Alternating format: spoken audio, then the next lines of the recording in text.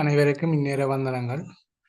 இன்றைய தினம் நாங்கள் மீண்டும் இந்த சட்டக்கல்லூரி 2022ஆம் ஆண்டுக்கான பொதுறிவு வினாத்தாளின் தொடர்ச்சியாக இன்றைய தினம் நாங்கள் 25வது கேள்வி, கடந்த காணொலியில் 24 கேள்விகள் பார்த்திருந்தோம். இந்த காணொலியிலே 25வது கேள்வியிலிருந்து அதனை பார்க்க இருக்கின்றோம். மிக நீண்டதொரு விடயமாக இந்த 2022 சட்டக்கல்லூரி பரீட்சைக்கான வினாத்தாள் சென்று கொண்டிருக்கின்றது. நான் தொடர்ச்சியாக அதோடு சம்பந்தப்பட்ட ஏனைய விடயங்களை கலந்துரையாடுவதால் இந்த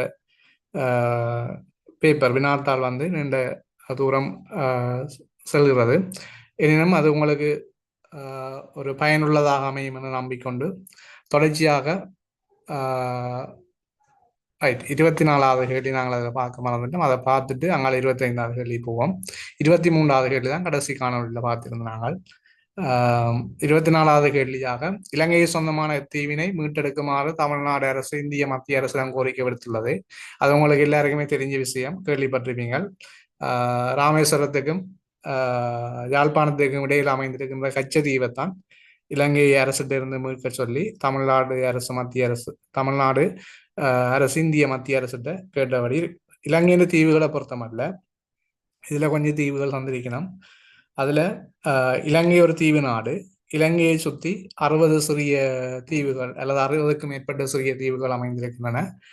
அதில் பெரும்பாலானவை வடக்கு மாகாணத்தில் இருக்கிற யாழ் மாவட்டத்தை சூழ உள்ள பகுதிகளிலே காணப்படுகின்றது. அந்த வகையிலே இலங்கையின் மிகப்பெரிய தீவாக மன்னார் தீவு காணப்படுகின்றது. இது இலங்கையின் மிகப்பெரிய தீவாகும். இது மன்னார் என்ற பெருநிலப்பரப்போட பாலங்கள் மூலம் இணைக்கப்பட்டிருக்கின்றது. மன்னார் மாவட்டத்தில் காணப்படுகின்ற மன்னார் தீவு இலங்கையில் இருக்கிற மிகப்பெரிய தீவுகளாக காணப்படுகின்றது. இதை விட மக்கள் வசிக்கின்ற சிறிய தீவாக அனலை தீவு காணப்படுகின்றது. இலங்கையை பொறுத்தமல்ல, இலங்கையை சொந்தமான மக்கள் வசிக்கின்ற தீவுகளில் அனலை தீவும், புனித தீவாக நயனா தீவு அழைக்கப்படுகின்றது. அதேபோல அதிக மக்கள் வாழ்கின்ற இலங்கையில காணப்படுகின்ற தீவாக புங்குடு தீவு காணப்படுகின்றது.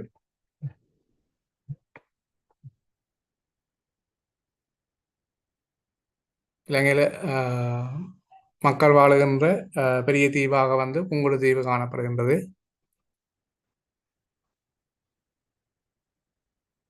அதே போன்று லைடன் என அழைக்கப்படுகின்ற தீவாக வேலனை தீவு காணப்படுகின்றது. இது லைடன் என அழைக்கப்படுகின்றது இந்த தீவு, வேலனை தீவு. அதே போல கிழக்கு பகுதிகளிலையும் சில தீவுகள் காணப்படுகின்றன. அந்த வகையில ஒரு தேசிய பூங்காவாக பிரகடனப்படுத்தப்பட்ட பவளப்பாறைகள், நீர்வாழ் உயிரினங்கள் அதிகமாக உள்ள தீவாக இந்த புறா தீவு காணப்படுகின்றது.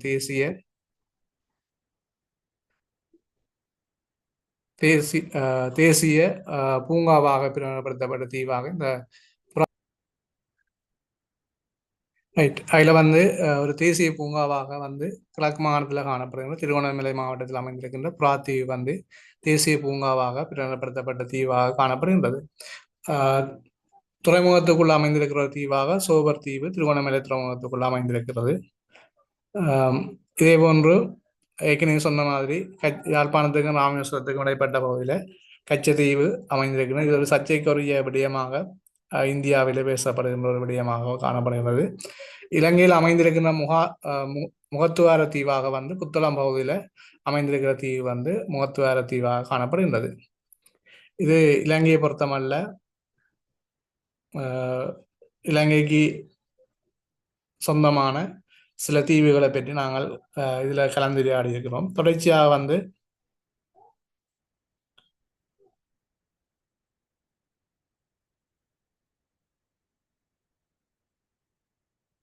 உலக அளவில் காணப்படுகின்ற தீவுகளை பற்றி நாங்கள் இதில் பார்க்க இருக்கிறோம்.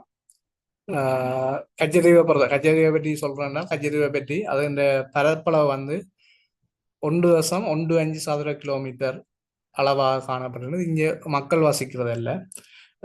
இது ஒரு அந்தோனியர் கோயில், அதாவது அந்தோனியர் கோயிலுக்கு பிரசித்தம் பெற்ற ஒரு தீவாக காணப்படுகிறது.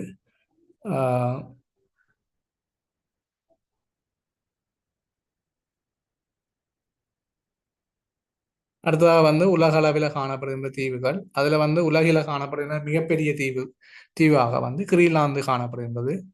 அதற்கு அடுத்தபடியாக நியூகினியா, போர்னியா, நியூகி நியூகினியா, போர்னியோ, மடகாஸ்கர், ஃபாவின் தீவுகள் போன்ற தீவுகள் வந்து முதல் 5 இடங்கள்லையும் உலகில மிகப்பெரிய தீவுகளாக காணப்படுகின்றன. இந்த கிரீன்லாந்து தீவு வந்து வட அட்லாண்டிக் பெருங்கடலை சார்ந்ததாகவும், நியூகினியா, போர்னியோ போன்ற தீவுகள் வந்து பசிபிக் பெருங்கடல் சார்ந்ததாகவும், அல்லது பெருங்கடலில் அமைந்துள்ள தீவாகவும், அடுத்த மடகாஸ்கர் தீவு வந்து இந்திய பெருங்கடல்லையும், அடுத்ததாக வந்து பாவின் தீவுகள் வந்து ஆர்டிக் பெருங்கடல் பகுதியிலையும் அமைந்திருக்கின்றது. இந்திய பெருங்கடலில் அமைந்திருக்கின்ற மிகப்பெரிய தீவாக மடகாஸ்கர் தீவும், அதற்கு அடுத்ததாக வந்து சுமத்ரா தீவும் வந்து காணப்படுகின்றது. இந்திய பெருங்கடல்ல காணப்படுற தீவுகள். அடுத்தது பசிபிக் பெருங்கடல்ல காணப்படுகின்ற தீவுகளை பொறுத்தமல்ல 3வது இடத்திலே ஜப்பான் கான்சு தீவு வந்து காணப்படுகின்றது. இதே போன்று பசிபிக் பெருங்கடல்ல 1வது இடத்துல நியூகினியா தீவும், 2வது இடத்துல போர்னியோ தீவும் வந்து காணப்படுகின்றது. உலகில மிகப்பெரிய தீவாக வந்து கிரின்லாந்து தீவு காணப்படுகின்றது. இது டென்மார்க் நாட்டின் தன்னாட்சி அதிகாரம் பெற்ற ஒரு பகுதியாக காணப்படுகின்றது. 80% பகுதி பனியால் மூடப்பட்ட பிரதேசமாக வந்து இந்த கிரீன்லாந்து தீவு காணப்படுகின்றது. உலகில மிகப்பெரிய தீவாக வந்து கிரீன்லாந்து காணப்படுவதுடன் இது டென்மார்க் நாட்டின் தன்னாட்சி அதிகாரம் பெற்ற பகுதியாகவும், இதன் 80% பகுதி பனியால் மூடப்பட்டும் உள்ளது. இதே போன்று ஆஸ்திரேலியா வந்து ஒரு தீவு நாடு, ஆனால் ஒரு கண்டமாக இது கருதப்படுறதால தீவுகள் என்ற பட்டியலில் ஆஸ்திரேலியா நாடு வந்து அல்லது ஆஸ்திரேலியா வந்து உள்ளடக்கப்படுறது இல்லை. இது ஆஸ்திரேலியா முழுவதுமே வந்து நீரால் சூழப்பட்டிருந்தாலும் அது ஒரு கண்டமாக கருதப்படுறதால தீவுகள் என்ற பட்டியலில் அது உள்ளடக்கப்படுறது இல்லை. அதே போன்று வந்து உலகின் மிகப்பெரிய தீவு கூட்ட நாடாக இந்தோனேசியா காணப்படுகின்றது. சுமாத்ரா மற்றும் போர்னியோவின் பெரும்பகுதி இந்தோனேசியாவுக்குள்ள அல்லது இந்தோனேசியாவுக்கு சொந்தமானதாக காணப்படுகின்றது. உலகின் மிகப்பெரிய தீவு கூட்ட நாடு, அதை ஞாபகம் வச்சுக்கொள்ளுங்க. தீவு கூட்ட நாடாக வந்து இந்தோனேசியாவும், மிகப்பெரிய தீவாக கிரீன்லாந்தாகவும், ஆஸ்திரேலியா வந்து தீவாக கருதப்படுறதில்லை, அது கண்டமாக கருதப்படுறதால தீவாக அது கருதப்படுறதில்லை. தீவுகள் என்ற பட்டியல் அது உள்ளடக்கப்படுறது இல்லை. உலகிலே மக்கள் வசிக்கின்ற மிகச்சிறிய தீவாக வந்து அமெரிக்கா மற்றும் கனடா எல்லைக்கு இடையில காணப்படுகின்ற செயின்ட் லாரன்ஸ் தீவு வந்து அமைந்திருக்கின்றது. அது தீவு மன்னிக்கவும், அதில் செயின்ட் லாரன்ஸ் ஆற்றில் அமைந்துள்ள இந்த தீவு வந்து காணப்படுகின்றது. இந்த தீவில் ஒரே ஒரு வீடும் ஒரே ஒரு மரமும் 2 நாற்காலிகளும் போடும் அளவுக்கு மிகச்சிறிய அளவாக காணப்படுகின்ற தீவு. இது வந்து ஒரு தனிநபரால அல்லது ஒரு குடும்பத்தால 1950ஆம் ஆண்டு வாங்கப்பட்டு சைட்லாண்ட்ஸ் தீவு அந்த ஆற்றில் அமைந்திருக்கிறால அந்த ஆற்றின் பேரையே வந்து அந்த தீவுக்கும் கொடுக்கப்பட்டிருக்கின்றது. செயின்ட் லாரன்ஸ் தீவாக வந்து இந்த தீவு அமெரிக்காவும் கனடாவுக்கும் இடைப்பட்ட எல்லையில காணப்படுறதாக இருக்கும்.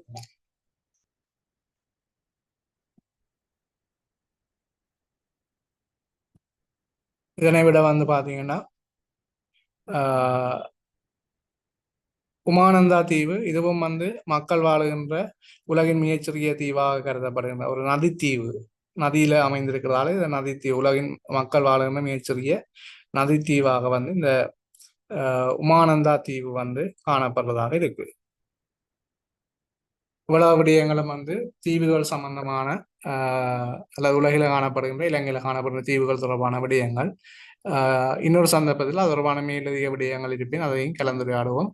அடுத்ததாக வந்து உலக அமைதிக்கான உலகளாவிய அமைப்பினை ஸ்தாபிப்பதற்கான ஆலோசனையை முன்வைத்த 3 நாடுகளும் அவை என்று கேட்டிருக்கிறோம்.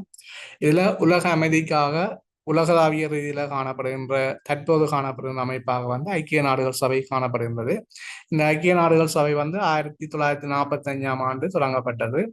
உலக அமைதி மற்றும் பாதுகாப்பை முதன்மைப்படுத்தி இந்த அமைப்பு உருவாக்கப்பட்டது.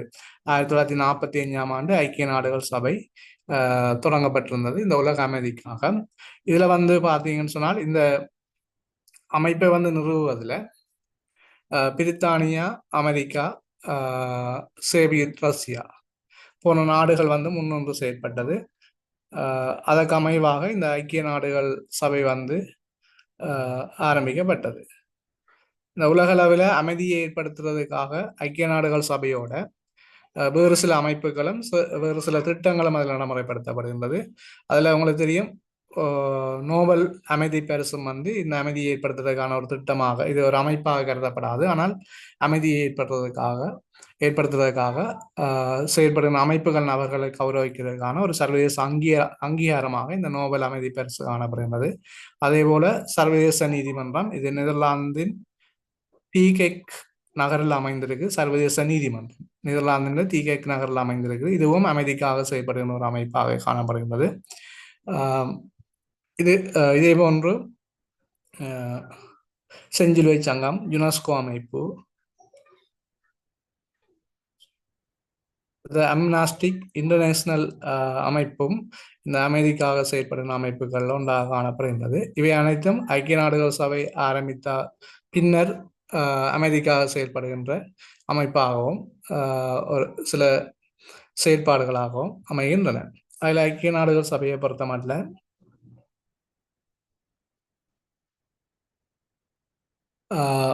இந்த 1945 ஆண்டுக்கு முன்னர் 1945 ஆண்டுக்கு முன்னர் இந்த அமைதியை ஏற்படுத்துவதற்காக அல்லது உலக அளவில் உலக போருக்கு அமைதியாக உருவாக்கப்பட்ட சர்வதேச சங்கம் என்ற ஒரு அமைப்பு காணப்பட்டது. அந்த சர்வதேச சங்கம் இந்த அமைப்பு வந்து 2ஆம் உலக போரோட வந்து தோல்வி அடைந்தது. ஏனெனில் 2ஆம் உலக போரை தடுக்க தவறியதால் அந்த அமைப்பு வந்து வலுவிழந்ததாக கருதப்பட்டது. அதற்கு பின்னர் ஐக்கிய நாடுகள் சபை என்ற அடிப்படையில் இந்த ஐக்கிய நாடுகள் என்ற பெயரை வந்து முன்மொழிந்தவராக அமெரிக்க ஜனாதிபதி பிராங்க்லின் டி ரூஸ்வெல்ட் என்பவர் வந்து 1942ஆம் ஆண்டு முதல்ல இந்த பெயரை பயன்படுத்தியிருந்தார். ஐக்கிய நாடுகள் என்ற பெயர் அமெரிக்க ஜனாதிபதி பிராங்க்லின் டி ரூஸ்வெல்ட். இது வந்து அட்லாண்டிக் சாசனம் என்று சொல்லி 1941ஆம் ஆண்டு உலக அமைதிக்காக ஒரு அமைப்பை உருவாக்க அமெரிக்காவும் பிரித்தானியா முதல்ல இணக்கம் தெரிவித்து, அதன் பின்னர் வந்து சோவியத் ரஷ்யாவும் வந்து அதோடு இணைந்து வந்து இந்த அமைப்பை உருவாக்குறதுல முன்னின்றது. 1945ஆம் ஆண்டு வந்து சான் பிரான்சிஸ்கோ மாநாட்டில் வந்து 50 நாடுகள் முதலில் இணைந்து ஐக்கிய நாடுகள் சாசனத்தில் கையொப்பமிட்டு இந்த அமைப்பை உருவாக்குவதற்கு முன்னின்று செயற்பட்டனர். அதே போல வந்து 51வது நாடாக போலந்து நாடும் வந்து கையொப்பமிட்டு ஆரம்ப உறுப்பு நாடுகளாக வந்து 51 நாடுகள் 1945ஆம் ஆண்டு இந்த ஐக்கிய நாடுகள் சபையில இணைந்திருந்தது. அப்போ முதலாவது சாசனம் வந்து அட்லாண்டிக் சாசனம். இது 1941ஆம் ஆண்டு உலக அமைதிக்காக ஒரு அமைப்பை உருவாக்க அமெரிக்காவும் பிரித்தானியாவும் முதல்ல இணக்கம் தெரிவித்து செயல்பட்டது. அதனோடு பின்னர் சோவியத் ரஷ்யாவும் இணைந்து 1945ஆம் ஆண்டு சான் பிரான்சிஸ்கோ மாநாடு வந்து நடைபெற்றது. அதுல வந்து 50 நாடுகள் வந்து அந்த சான் பிரான்சிஸ்கோ ஐநா சாசனத்தில் கையொப்பமிட்டனர். அதற்கு பிறகு 51வது நாடாக போலந்து நாடும் வந்து இணைந்து அந்த சாசனத்தில் கையொப்பமிட்டது. அதிகாரபூர்வமாக 1945ஆம் ஆண்டு அக்டோபர் 24ஆம் தேதி ஐக்கிய நாடுகள் சபை உத்தியோகபூர்வமாக நிறுவப்பட்டிருந்தது, அல்ல அதிகாரப்பூர்வமாக நிறுவப்பட்டது.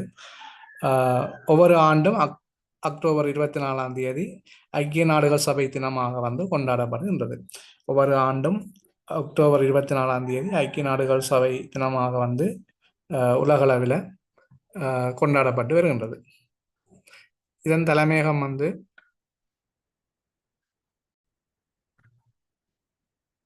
ஐக்கிய நாடுகள் சபையை பொறுத்த வரையில் அதன் தலைமையகம் வந்து அமெரிக்காவின் நியூயார்க் நகரில் அமைந்திருக்கின்றது.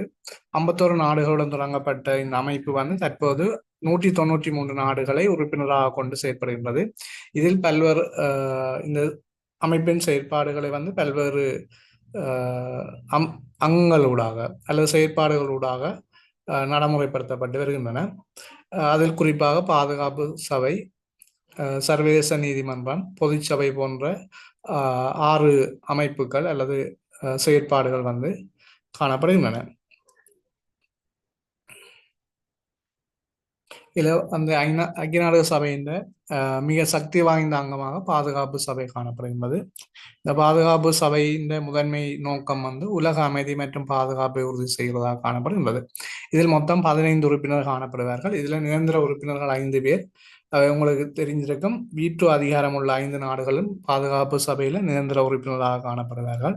வீட்டோ அதிகாரம் உள்ள 5 நாடுகள் அமெரிக்கா, பிரிட்டன், பிரான்ஸ், ரஷ்யா, சீனா ஆகிய 5 நாடுகளும் வந்து வீட்டோ அதிகாரத்தை கொண்ட நாடுகளாகவும், தற்காலிக உறுப்பினர் நாடுகளாக 10 நாடுகள் 2 ஆண்டுகளுக்கு ஒரு முறை சுழற்சி முறையில் வந்து இது தேர்ந்தெடுக்கப்படுகின்றது. இந்த தற்காலிக உறுப்பினர் நாடுகள் இந்த வீட்டோ அதிகாரத்தை உள்ள நாடுகளில் இந்தியாவை வந்து இணைத்து கொள்ளுமாறு பல கோரிக்கைகள் முன்வைக்கப்பட்டு வருகின்றன. உலகிலே அதிக சனத்தை உள்ள நாடாகவும் ஐக்கிய நாடுகள் சபை அமைதி படையினருக்கு அதிகமான படையினரை அனுப்பும் நாடாக இந்த இந்தியா காணப்படுகின்ற போதும் வீட்டோ அதிகாரத்தில் அதற்கான இடம் வழங்கப்படவில்லை. ஆகவே வீட்டோ அதிகாரத்தில் இணைத்துக் கொள்ளும்படி பல நாடுகளும் இந்தியாவும் கோரிக்கையை விடுத்துக் கொள்கின்றன. இதில் அதிகமான நாடுகள் இந்தியாவுக்கு சார்பாக செயற்படுகின்றன. அது தொடர்பான முடிவுகள் இன்னும் எடுக்கப்படாமல் காணப்படுகின்றது. இந்த வீட்டோ அதிகாரத்தை பொறுத்தமல்ல, இந்த பாதுகாப்பு சபை தொடர்பாக எந்த தீர்மானங்கள் மேற்கொள்ளப்பட்டாலும் அதில் ஏனைய 14 நாடுகள் அந்த தீர்மானத்துக்கு ஆதரவாக இருக்கின்ற போதும் ஒரு வீட்டோ அதிகார நாடு வந்து எதிர்க்கின்ற சந்தர்ப்பத்தில் அந்த தீர்மானம் வந்து நிறைவேற்றப்படாத அல்லது செல்லுபடியற்றதாக இருக்கும். உலகில் அதிக மக்கள் தொகை கொண்ட நாடாக இந்தியா காணப்படுகின்ற அதேவேளை ஐநா அமைதிப்படைக்கு அதிகமான வீரர்களை அனுப்புகின்ற நாடாக இந்தியா காணப்படுகின்றது. இந்த அமைப்பில் வந்து சமூக மற்றும் ஐக்கிய நாடுகள் சபையானது சமூக மற்றும் மனிதாயமான செயற்பாடுகளுக்காக சில அமைப்புகளை உருவாக்கி செயற்படுத்துகின்றது. ஒன்று யூனிசெஃப், இது குழந்தைகளின் ஆரோக்கியம், கல்வி மற்றும் பாதுகாப்புக்காக செயல்படும் அமைப்பு. யூனிசெஃப் குழந்தைகளின் ஆரோக்கியம், கல்வி மற்றும் பாதுகாப்புக்காக செயல்படும் அமைப்பு. அடுத்ததாக யுனெஸ்கோ, கல்வி, அறிவியல் மற்றும் கலாச்சாரத்தின் மூலம் உலக அமைதியை நிலைநாட்ட பாடுபடுகின்ற ஒரு அமைப்பாக இந்த யுனெஸ்கோ அமைப்பு காணப்படுகின்றது. கல்வி, அறிவியல் மற்றும் கலாச்சாரத்தின் மூலம் உலக அமைதியை நிலைநாட்டுதல் யுனெஸ்கோ அமைப்பின் செயற்பாடாக காணப்படுகின்றது. அடுத்த உலக சுகாதார அமைப்பு உலகளாவிய சுகாதார பிரச்சனைகளை கண்காணித்து நோய் தடுப்பு நடவடிக்கைகளை மேற்கொள்கிறது. அடுத்த உலக உணவு திட்டம், இது வந்து பசி மற்றும் பட்டினியை போக்குதல், அவசர காலங்கள் உணவு உதவி வழங்குதல் போன்ற செயற்பாடுகளுக்காக உலக உணவு திட்டம் செயற்பட்டு வருகின்றது. பொருளாதாரம் தொடர்பாக உலக வங்கி, சர்வதேச நாணய நிதியம், ஐநா வளர்ச்சி திட்டம் UNDP என்று சொல்லுவோம், அது உலக வங்கி, வேர்ல்ட் பேங்க், சர்வதேச நாணய நிதியம் IMF போன்ற அமைப்புகள் உலக பொருளாதாரம் மற்றும் வளர்ச்சி தொடர்பாக முக்கியத்துவம் செலுத்தும் அமைப்பாகவும், இதனை விட சர்வதேச தொழிலாளர் அமைப்பு, உணவு மற்றும் விவசாய அமைப்பு, அணுசக்தி முகாமை, ஐநா சுற்றாடல் திட்டம் போன்ற விடயங்கள் வந்து இங்கே காணப்படுகின்றது. இதில் வந்து உலக சுகாதார அமைப்பின் தலைமையகம் வந்து ஜெனீவா, சுவிட்சர்லாந்து நாட்டில் உள்ள ஜெனீவாவிலும், சர்வதேச தொழிலாளர் அமைப்பும் வந்து சுவிட்சர்லாந்து நாட்டில் இருக்கிற ஜெனீவாவில் வந்து தலைமையகத்தை கொண்டு காணப்படுகின்றது. யுனெஸ்கோ வந்து பிரான்ஸ் நாட்டில் உள்ள பாரிஸ் நகரில் அதன் தலைமையகத்தை கொண்டதாக காணப்படுகின்றது. அதே மாதிரி யூனிசெஃப், UNDP நியூயார்க், அமெரிக்க நாட்டில் நியூயார்க் நகரில் வந்து அதன் தலைமையகத்தை கொண்டதாக காணப்படுகின்றது. இதில் வந்து ஐநா வளர்ச்சி திட்டம் UNDP என்பது ஐநா வளர்ச்சி திட்டம், அது அமெரிக்காவின் நியூயார்க் நகரில் அதன் தலைமையகம் காணப்படுகின்றது. அடுத்து யூனிசெஃப் வந்து அமெரிக்க நாட்டின் நியூயார்க் நகரிலேயும் தனது தலைமையகத்தை கொண்டுள்ளது. வேர்ல்ட் பேங்க், IMF போன்ற அமைப்புகள் வந்து அமெரிக்காவின் வாஷிங்டன் நகரில் தமது தலைமையகத்தை கொண்டு காணப்படுகின்றது. வேர்ல்ட் பேங்க், IMF போன்ற அமைப்புகள் வந்து அமெரிக்காவின் வாஷிங்டன் நகரில் தமது தலைமையகத்தை கொண்டு செயல்படுகின்றது.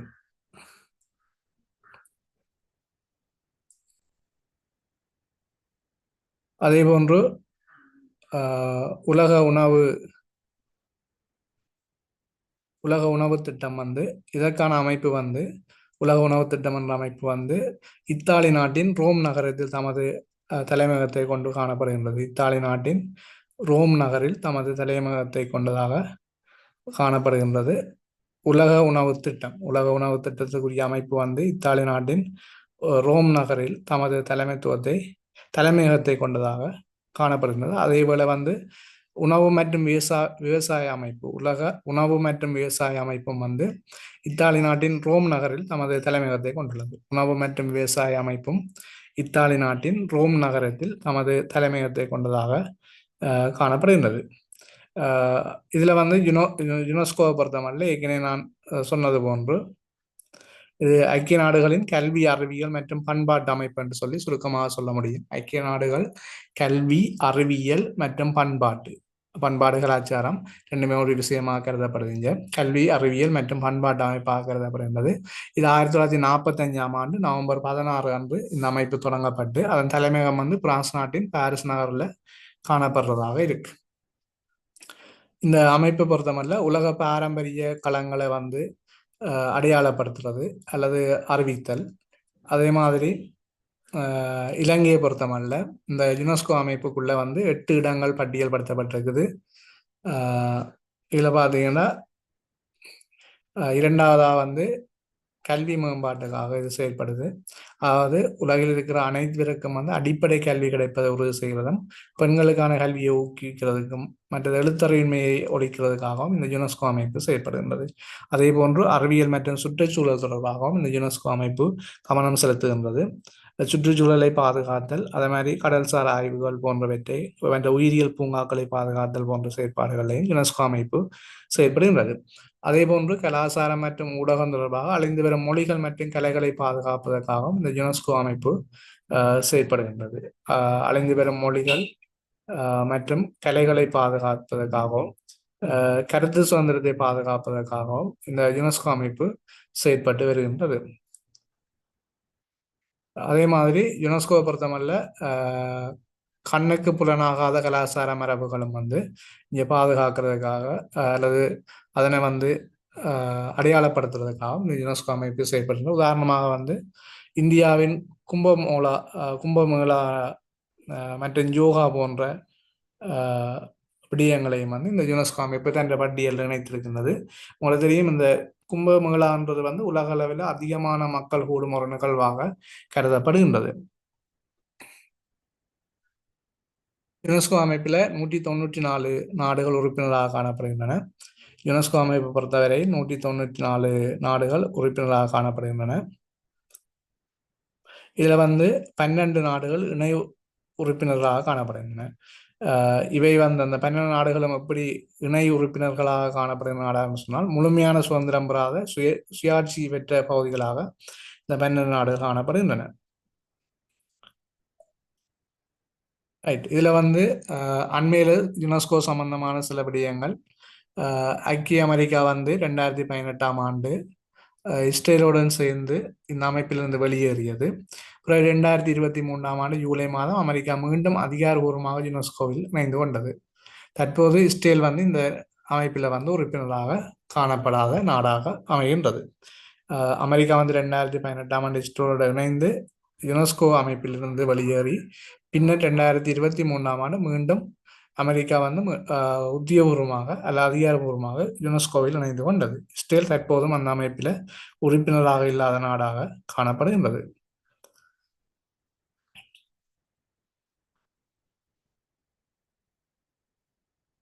இந்த நாட்டை பொறுத்தமல்ல நிதியுதவி, இந்த அமைப்பை பொறுத்தமல்ல சில நாடுகளுக்கு வந்து நிதியுதவிகளை வழங்குறது, வரலாற்று சின்னங்களை பாதுகாக்கிறதுக்கான செயற்பாடுகளில் இந்த நிதியுதவிகளை பயன்படுத்த முடியும். அதே மாதிரி உலக பாரம்பரியங்களை வந்து சர்வதேச அங்கீகாரமாக மாற்றுவதும், மற்றது இயற்கை பேரிடர் மற்றும் கலாச்சார சின்னங்களை பாதுகாப்பதற்கான தொழில்நுட்ப உதவிகளை இந்த அமைப்பு வழங்குகின்றது. இதுல யுனெஸ்கோக்கு அப்பால இலங்கையை பொறுத்தமல்ல ஐக்கிய நாடுகள் சபையில அப்போதைய சிலோன் என அழைக்கப்பட்ட இலங்கை 1955ஆம் ஆண்டு டிசம்பர் 14 தேதி ஐக்கிய நாடுகள் சபையில ஒரு உறுப்பினராக இணைந்து கொண்டது. இலங்கை வந்து 1955ஆம் ஆண்டு டிசம்பர் 14 தேதி ஐக்கிய நாடுகள் சபையில் ஒரு உறுப்பு நாடாக வந்து இணைந்து கொண்டது. 1948ஆம் ஆண்டு இலங்கை சுதந்திரமடைந்த பின்னர் இதற்கான முயற்சிகள் மேற்கொள்ளப்பட்டு 1955ஆம் ஆண்டு இலங்கை உட்பட மேலும் 15 நாடுகள் ஐக்கிய நாடுகள் சபையில் இணைந்து கொண்டது. இலங்கையை பொறுத்தமல்ல யுனெஸ்கோ அமைப்பில் 1949ஆம் ஆண்டு நவம்பர் 14ஆம் தேதி அன்று யுனெஸ்கோவில் ஒரு உறுப்பு நாடாக இந்த இலங்கை இணைந்திருந்தது. அது இலங்கை ஐக்கிய நாடுகள் சபையில் இணைவதற்கு முன்னர் யுனெஸ்கோ அமைப்பில் ஒரு உறுப்பு நாடாக 1949ஆம் ஆண்டு இணைந்திருந்தது. இது யுனெஸ்கோவுக்கான இலங்கை தேசிய ஆணைக்குழு 1949ஆம் ஆண்டு இலங்கையில் நிறுவுவதற்கு காரணமாக அமைந்தது. 1949ஆம் ஆண்டு யுனெஸ்கோவுக்கான இலங்கை தேசிய ஆணைக்குழு இலங்கையில நிறுவப்பட்டிருந்தது. இலங்கையை பொறுத்தவரை முதல்ல பாதுகாப்பு கவுன்சிலின் தற்காலிக நாடாக 1960ஆம் ஆண்டு இந்த அமைப்பில் ஐக்கிய நாடுகள் சபையில் இணைந்திருந்தது. யுனெஸ்கோவால 1982ஆம் ஆண்டு இலங்கையின் அனுராதபுரம், பொலனறுவை மற்றும் சீரியா ஆகிய இடங்கள் உலக பாரம்பரிய களங்களாக அறிவிக்கப்பட்டிருந்தது. அதே போல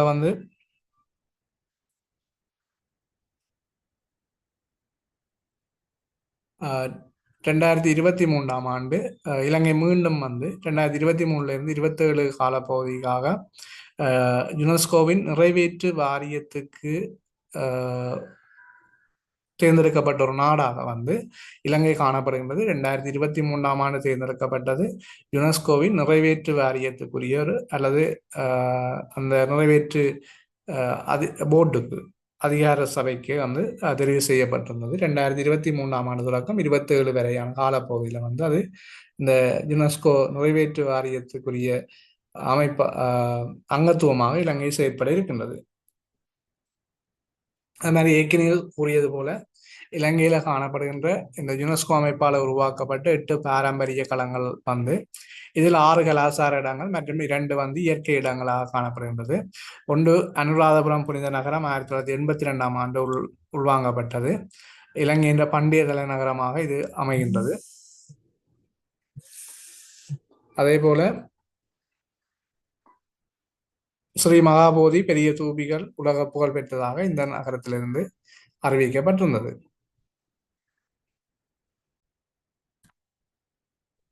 அதே போன்று பொலனறுவை பண்டைய நகரம் 1982ஆம் ஆண்டு இலங்கையின் 2வது பண்டைய தலைநகரமாக காணப்படுகிறது. இங்கே காணப்படுகின்ற கல்விக்காரை சிற்பங்களை ஒரு கலைப்படைப்புகளாக சிறந்த கலைப்படைப்புகளாக கருதி யுனெஸ்கோவால் அது பிரகடனப்படுத்தப்பட்டது. அதே மாதிரி சிகிரியா பண்டைய நகரம் சிங்கக்குன்று என அழைக்கப்படுது. இலங்கையில காசியப்பம் என்னால் இது கட்டப்பட்டன்னு சொல்லப்படுது. இதில் இருக்கிற ஓவியங்கள் நீரூற்றுகள் வியக்கத்தக்கதாக காணப்படுறதால அதை யுனெஸ்கோ தன்னுடைய ஒரு கலாச்சார அமைப்பாக கலாச்சார களமாக அறிவிச்சிருக்கிறது. 1982ஆம் ஆண்டு சிகிரியா பண்டைய நகரம் அறிவிக்கப்பட்டது. அதனை விட 1988ஆம் ஆண்டு கண்டி புனித நகரம் ஸ்ரீ தலதா மாளிகையை தற்போது தாது கோவில் சொல்லப்படுகின்றது. தலதா மாளிகை அமைந்திருக்கிறதால கண்டி நகரத்தை இது இலங்கையின் கடைசி மன்னர் ஆண்ட தலைநகரமாக கருதப்படுகிறது. இது ஒரு கலாச்சார களமாக அறிவிக்கப்பட்டிருக்குது யுனெஸ்கோவால. அதே மாதிரி 1988ஆம் ஆண்டு காலி பழைய நகரமும் அதன் கோட்டையும் ஒரு கலாச்சார மையமாக யுனெஸ்கோவால் அமைக்கப்பட்டிருக்குது. இது ஐரோப்பிய கட்டடக்கலை தெற்காசிய மரபுகளின் கலவையாக விளங்குகின்ற ஒரு கோட்டையாக இது அமைந்திருக்கின்றது. அதால இது 1988ஆம் ஆண்டு யுனெஸ்கோவால் ஒரு கலாச்சார மையமாக அறிவிக்கப்பட்டிருந்தது. அது மாதிரி தம்புள்ளை பொற்கோவில் 1991ஆம் ஆண்டு இலங்கையின் மிகப்பெரிய மற்றும் சிறந்த நிலையில் உள்ள குகை கோவில் வளாகம் என்று சொல்லி கருதப்பட்டு இதில் 150க்கும் மேற்பட்ட புத்தர் சிலைகள் காணப்படுகின்றன. அது 1991ஆம் ஆண்டு யுனெஸ்கோவால் ஒரு பாரம்பரிய கலாச்சார களமாக அமைக்கப்பட்டுள்ளது. இலங்கையில இருந்து அறிவிக்கப்பட்ட 2 இயற்கை களங்களாக ஒன்று சிங்கராய வனப்பகுதி 1988ஆம் ஆண்டு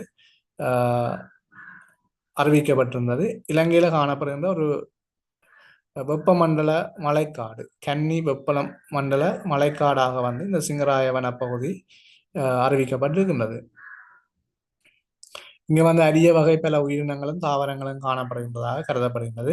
அடுத்ததாக 2010ஆம் ஆண்டு இலங்கையின் மத்திய மேலை நாடுகள் வந்து கட்டன் சமவெளி வந்து நக்கில்ஸ் மலைத்தொடர் மற்றும் சமநல மலை போன்ற பகுதிகளை உள்ளடக்கினதாக யுனெஸ்கோவால் 2010ஆம் ஆண்டு கலாச்சார மையமாக களமாக வந்து அது அறிவிக்கப்பட்டிருந்தது.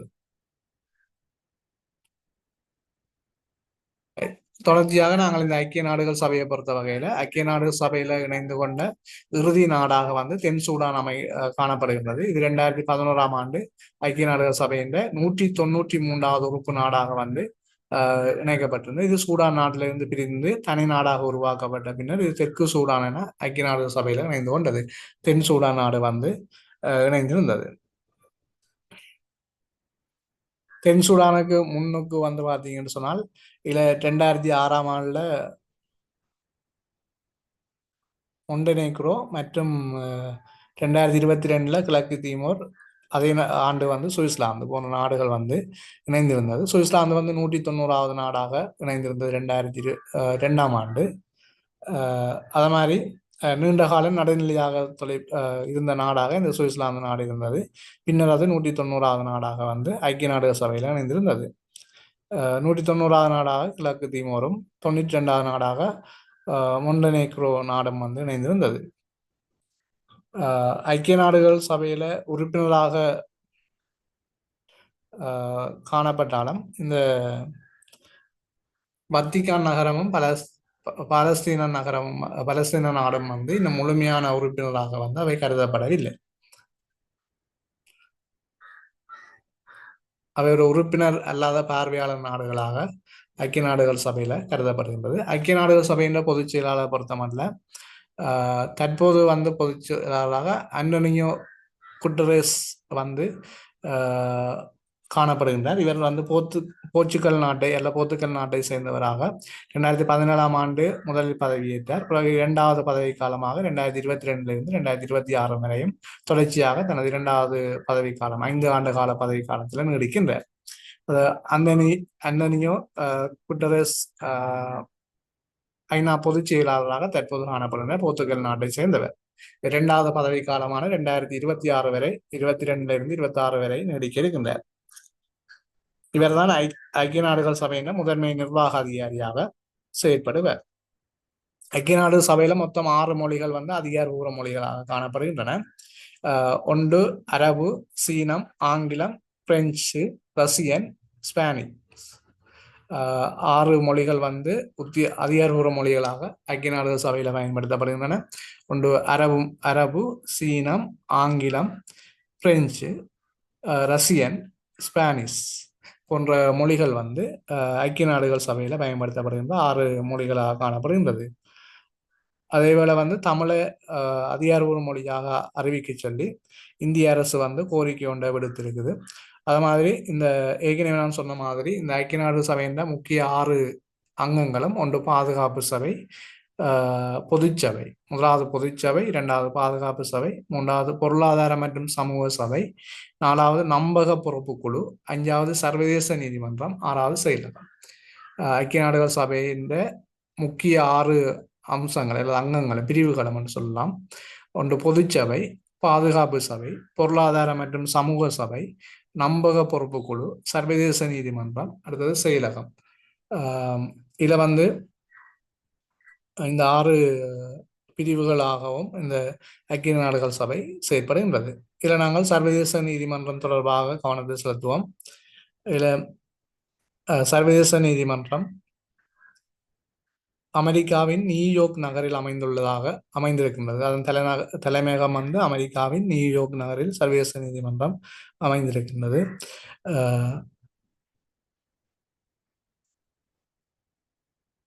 மன்னிக்கவும், அதில் என்னென்றால் அமெரிக்கா நியூயோர்க் நகரில் ஐக்கிய நாடுகள் சபையின் தலைமையகம் அமைந்திருக்கின்ற போதும் சர்வதேச நீதிமன்றம் வந்து நெதர்லாந்து சர்வதேச நீதிமன்றம் மட்டும், அதாவது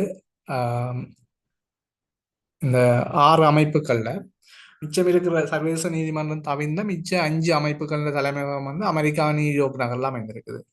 ஆனால் இந்த சர்வதேச நீதிமன்றம் மட்டும் நெதர்லாந்து நாட்டின் த கெக் நகரில் அமைந்திருக்கின்றது. அதாவது த கெக் நகர்ல அமைந்திருக்குது. இது அமைதி அரண்மனை என்று சொல்லி சொல்லுவோம். இதுல அமைதி அரண்மனை, அதாவது நெதர்லாந்து நாட்டின் த கெக் நகரில் உள்ள அமைதி அரண்மனையில் இந்த சர்வதேச நீதிமன்றம் வந்து அமைந்திருக்கின்றது. அதாவது ஐக்கிய நாடுகள் சபையின் 6 அங்கங்கள் அல்லது பிரிவுகள்ல 5 பிரிவுகள் அமெரிக்கா நியூயார்க் நகரில் தலைமையகத்தை கொண்டுள்ளதுடன் சர்வதேச நீதிமன்றம் மட்டும் நெதர்லாந்து நாட்டின் த கைக் நகரில் அமைந்துள்ள அமைதி அரண்மனையில் வந்து தமது தலைமையகத்தை கொண்டு அமைந்திருக்கின்றது. இதுல வந்து 15 நீதிபதிகள் வந்து கடை அல்லது அங்கத்தோராக காணப்படுவார்கள். அல்லது இதுல கடமையாற்றுகின்ற நீதிபதிகளின் எண்ணிக்கை 15ஆக காணப்படும். இது வந்து பொதுச்சபை அதே மாதிரி பாதுகாப்பு சபையால் இந்த நீதிபதிகள் வந்து தெரிந்தெடுக்கப்படுவார்கள். இவர்களுடைய பதவிக்காலம் வந்து 9 ஆண்டுகள் வந்து இந்த நீதிபதிகள் தமது பதவி காலத்தை வகிக்க முடியும். ஒரே நாட்டிலிருந்து 2 நீதிபதிகள் இதுக்குள்ள இணைய முடியாது.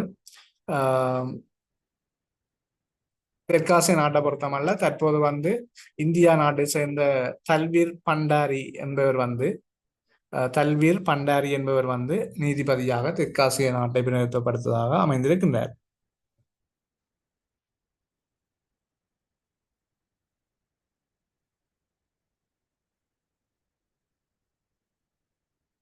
ரைட். அடுத்தது பாத்தீங்கன்னா இதுல இந்த சர்வதேச நீதிமன்றம் அதே மாதிரி சர்வதேச குற்றவியல் நீதிமன்றம் என்று சொல்லி இன்னொரு அமைப்பு இருக்குது. ரெண்டுமே வேறு அமைப்புகள், அதை நாங்கள் இதுல பார்ப்போம்.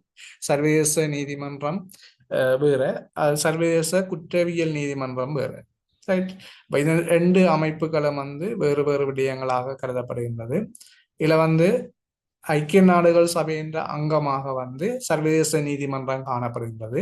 ஆனால் சர்வதேச குற்றவியல் நீதிமன்றம் அது ஒரு ஐக்கிய நாடுகள் சபையின் நேரடி அங்கமாக கருதுவதில்லை. அது வந்து இந்த சர்வதேச குற்றவியல் நீதிமன்றத்தை பொறுத்தமல்ல, இனப்படுகொலைகள் போர்க்குற்றங்கள் செய்த தனிநபர்களை விசாரிக்கின்ற ஒரு அமைப்பாக இந்த சர்வதேச குற்றவியல் நீதிமன்றம் காணப்படுகின்றது. இது சர்வதேச நீதிமன்றம் என்பது நாடுகளுக்கு இடையிலான பிரச்சனைகளை தீர்க்கின்ற ஒரு அமைப்பாக வந்து ஐக்கிய நாடுகள் சபையின் ஒரு அங்கமாக இந்த சர்வதேச நீதிமன்றம் செயல்படுகின்றன. ரெண்டும் வந்து வேறு வேறு அமைப்புகள். அந்த ரெண்டையும் வந்து நாங்கள் அடையாளப்படுத்தி பார்க்க வேணும். ஒன்று சர்வதேச நீதிமன்றம் வந்து ஐக்கிய நாடுகள் சபையின் அங்கமாக இருப்பதோடு நாடுகளுக்கு இடையிலான பிரச்சனையை தீர்க்கின்ற அமைப்பாக காணப்படுகிறது.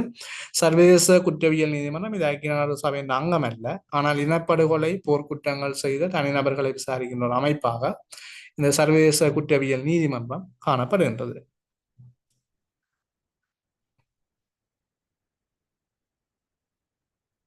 சர்வதேச குற்றவியல் நீதிமன்றம் என்றது நான் ஏற்கனவே சொன்ன மாதிரி தனிநபர்கள் இந்த இனப்படுகொலை சம்பந்தமான விஷயங்கள் அதில் விசாரிக்கின்ற ஒரு அமைப்பாக இருக்குது. இது வந்து எப்போ உருவாக்கப்பட்டன்னா 1998ஆம் ஆண்டுல ரோம் சாசனத்தில் கையெழுப்பமிட்டதுக்கு அமைவாக இந்த சர்வதேச குற்றவியல் நீதிமன்றம் உருவாக்கப்பட்டது. 1998ஆம் ஆண்டு ரோம் சாசனத்தில் கையெழுப்பமிட்டு இந்த அமைப்பு உருவாக்கப்பட்டிருந்தது. இது 2022ஆம் ஆண்டிலிருந்து செயற்பட தொடங்கியது. அது ரோம் சாசனம் 1998ஆம் ஆண்டு கைச்சாத்திடப்பட்டது. ஆனால் இந்த சர்வதேச குற்றவியல் நீதிமன்றம் 2002ஆம் ஆண்டு முதல் செயற்பட தொடங்கியது. இதன் தலைமையகம் வந்து நெதர்லாந்தின் அதே நகரில், அதாவது சர்வதேச நீதிமன்றம் அமைந்திருக்கின்ற அதே நகரில் தான் அமைந்திருக்கின்றது. த கெக் நகரில் அமைந்ததாக இதன் தலைமையகம் வந்து த கெக் நகரில் அமைந்திருக்கின்றது. இந்த சர்வதேச குற்றவியல் நீதிமன்றத்தில் தற்போது 124 நாடுகள் வந்து உறுப்புரிமையை பெற்றிருக்கின்றது. அவை 124 நாடுகளும் ரோம் சாசனத்தில் கையொப்பமிட்ட நாடுகளாக காணப்படுகின்றன. சர்வதேச நீதிமன்றம் வேற, சர்வதேச குற்றவியல் நீதிமன்றம் வேற. குற்றவியல் இரண்டின் தலைமையகம் வந்து ஒரே இடத்தில் தான் அமைந்திருக்கின்றன. அது நெதர்லாந்து நாட்டின் கெக் நகரில் அமைந்திருக்கின்றன. அதுல வந்து சர்வதேச குற்றவியல் நீதிமன்றம் 1998ஆம் ஆண்டு ரோம் சாசனத்தினூடாக உருவாக்கப்பட்டது. 2002 செயற்பட தொடங்கி இருக்கிறது. அத மாதிரி 124 நாடுகள் ரோம் சாசனத்தில் கையொப்பமிட்டு அதன் உறுப்பு நாடுகளாக இணைந்திருக்கின்றன.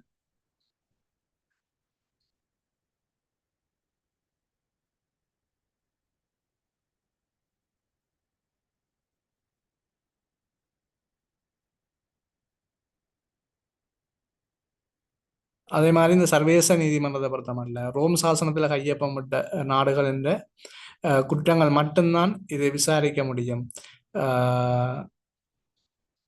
அதே மாதிரி ஐக்கிய நாடுகளின் பாதுகாப்பு சபை பரிந்துரைத்தால் மட்டும் கையெழுத்தா இடாத நாடுகளையும் விசாரணை செய்யக்கூடிய அதிகாரம் இந்த சர்வதேச குற்றவியல் நீதிமன்றத்தில் காணப்படுகின்றது. இதுல ரோம் சாசனத்துல கையொப்பமிடாத சில முக்கிய நாடுகள் இருக்கின்றன. அதுல வந்து 3 வீட்டோ அதிகாரத்தை கொண்ட நாடுகள் ஒன்று அமெரிக்கா, சீனா, ரஷ்யா. இதை விட இந்தியா போன்ற நாடுகள், முக்கியமான நாடுகள் இந்த சாசனத்துல கையொப்பமிடாமல் காணப்படுகின்றன.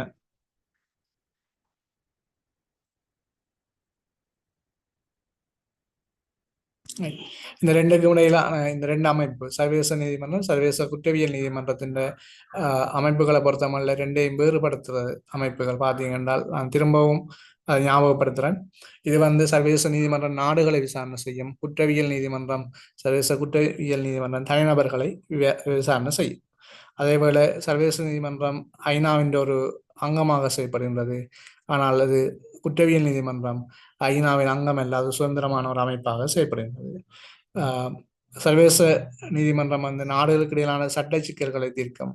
இது மோசமான சர்வதேச குற்றவியல் நீதிமன்றம் மிக மோசமான குற்றங்களுக்கான தண்டனை வழங்குகின்ற ஒரு அமைப்பாக காணப்படுகின்றது. உங்களுக்கு தெரியும் 2023ஆம் ஆண்டு இந்த சர்வதேச குற்றவியல் நீதிமன்றம் வந்து பிடியாணையை வந்து பிறப்பித்த நாடாக ரஷ்யா நாட்டின் அதிபர் புடின் விளாடிமிர் புடின் மீது வந்து இந்த உக்ரைன் போரின் போது குழந்தைகள் வந்தது அல்லது சட்டவிரோதமாக ரஷ்யாவுக்கு நாடு கடத்தினது போன்ற குற்றங்களுக்காக இந்த ரஷ்யா நாட்டு அதிபர் புடின் மீது பிடியாணை பிறப்பிக்கப்பட்டதாக காணப்படுகின்றது. ரஷ்யா உறுப்பினர் அல்லாத நாடாக காணப்படுறதால அவரை கைது செய்வதற்கு எந்த விதமான வாய்ப்புகளும் இல்லை. அதே மாதிரி 2024ஆம் ஆண்டு இஸ்ரேல் நாட்டின் பிரதமர் பெஞ்சமின் நெதன்யாகு மீதும் இந்த பிடியாணை வந்து பிறப்பிக்கப்பட்டது. 2024ஆம் ஆண்டு நவம்பர்ல அந்த பிடியாணை வந்து உறுதி செய்யப்பட்டதாக காணப்படுது. 2024ஆம் ஆண்டு மே மாதத்தில் அதற்கான கோரிக்கை முன்வைக்கப்பட்டு நவம்பர்ல அது பிடியாணை உறுதி செய்யப்பட்டிருந்தது. இதுக்கான இவருக்கு பிடியாணை பிறப்பிக்கப்பட்டதற்கான காரணம் வந்து காசா போரின் போது போர்க்குற்றங்கள் மற்றும் மனிதநேயத்துக்கு எதிராக செயற்பட்டமை ஒரு காரணமாக கருதப்படுகின்றது. பட்டினியை ஒரு ஆயுதமாக பயன்படுத்தியது உட்பட. அதே மாதிரி இஸ்ரேலின் பாதுகாப்பு அமைச்சராக இருந்த யோவ் கலான், இஸ்ரேலின் பாதுகாப்பு அமைச்சராக இருந்த ஜோவ் காலண்ட் என்பவரின் மீதும் பிடியாணை பிறப்பிக்கப்பட்டதாக இருக்கு. அதே போல வந்து இதற்கு முன்னர் பல நாடுகள், உதாரணத்துக்கு சூடானின் முன்னாள் அதிபர் உமர் அல் பசீர் மீதும், அதே மாதிரி லிபியாவின் முன்னாள் அதிபர் கடாபி மீதும் வந்து இந்த பிடியாணை பிறப்பிக்கப்பட்டதாக இருக்கு. அதே மாதிரி இந்த பிடியாணை பிறப்பிக்கப்படுறதால பார்த்தீங்கன்னா பயண கட்டுப்பாடுகள், சர்வதேச அழுத்தங்கள் போன்ற விடயங்கள் வந்து அவை மீது பிரயோகிக்கப்படுறதா இருக்கும்.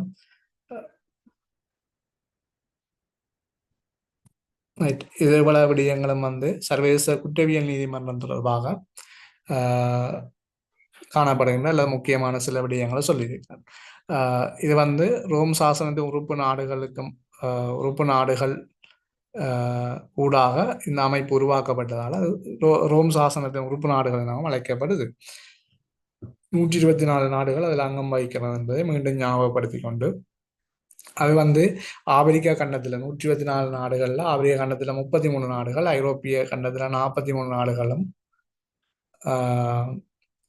லத்தீன் அமெரிக்கா மற்றும் கரீபியன் தீவுகளை உள்ளடக்கின 28 நாடுகளும், ஆசியா பசிபிக் 19 நாடுகளும், அது மாதிரி வட அமெரிக்காவில் ஒரே ஒரு நாடு கனடா மட்டும்தான் அதில் அங்கத்துவத்தை அதில் ரோம் சாசனத்தில் கையொப்பமிட்டதாக இருக்குது. 2024ஆம் ஆண்டு ஆர்மீனியா போன்ற நாடு, ஆர்மீனியா 2024ஆம் ஆண்டு பிப்ரவரி மாதம் வந்து இந்த ரோம் சாசனத்தில் கையொப்பமிட்ட 124வது நாடாக காணப்படுகின்றது. ஆர்மீனியா 2024ஆம் ஆண்டு பிப்ரவரி மாதம் ரோம் சாசனத்தில் கையொப்பமிட்ட 124வது நாடாக வந்து காணப்படுகின்றது.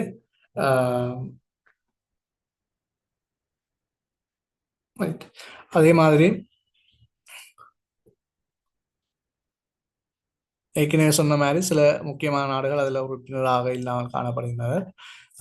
அதில் வீட்டோ அதிகாரமுள்ள 3 நாடுகளை பற்றி சொன்னான். இதில் இணைந்து விலகின நாடுன்னு சொல்லும்போது இறுதியாக பிலிப்பைன்ஸ் நாடு 2019ஆம் ஆண்டு விலகி இருந்தது. அதுக்கு முன்னர் புருண்டி நாடு வந்து விலகி இருந்தது. பிலிப்பைன்ஸ் நாடு இறுதியாக இந்த ரோம் சாசனத்திலிருந்து விலகின நாடாக காணப்படுகின்றது.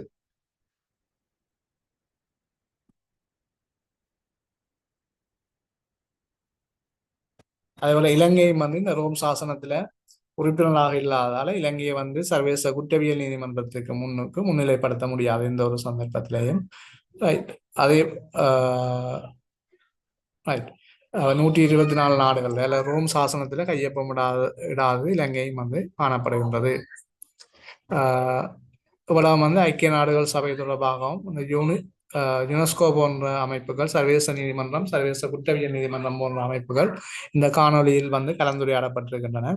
அதே போல 25வது கேள்வியை வச்சு கொண்டுதான் இவ்வளவு கலந்துரையாடிக்கணும். சில வேளைகளில் இந்த கேள்வி பேப்பர் நகர்றதுல மிக தாமதம் இருக்குது. ஆனால் நான் கதைக்கிற விடயங்கள் உங்களுக்கு மிகவும் பயனுள்ளதாக இருக்கும் என்று நினைத்து கொண்டு இந்த காணொலியை நான் இத்துடன் நிறைவு செய்து கொண்டு அடுத்த காணொலியில் தொடர்ச்சியாக இதே பேப்பரில் சில விடயங்களையும் நடைமுறை சார்ந்த விடயங்கள் அல்லது அண்மை கால தரவுகளை வந்து நான் இது அவைந்த வேறொரு காணொலிகளையும் பகிர்வதற்கான முயற்சியில் ஈடுபட்டிருக்கிறேன். தொடர்ச்சியாக உங்கள் ஆதரவை இந்த காணொலிக்கும் அதேபோல இந்த காணொலி பகிரப்படுகின்ற யூடியூப் சேனலுக்கும் உங்களுடைய ஆதரவை நல்க வேண்டும் என கேட்டு விடைபெறுகிறேன். நன்றி.